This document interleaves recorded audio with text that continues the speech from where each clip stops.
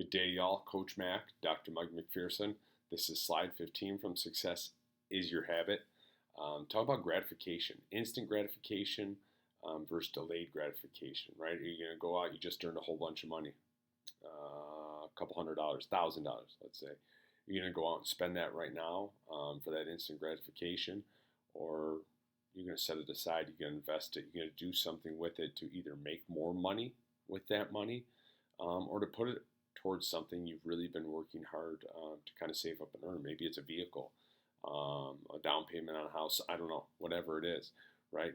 But successful people delay gratification. They keep on working. Celebrate your successes, celebrate your victories, be excited when you achieve one of your goals or one of those big paydays, but delay the majority of that gratification and keep on working, keep on investing, and keep those life goals on your mind. Stay focused, right? Don't get knocked off because you started achieving, right? Which you will.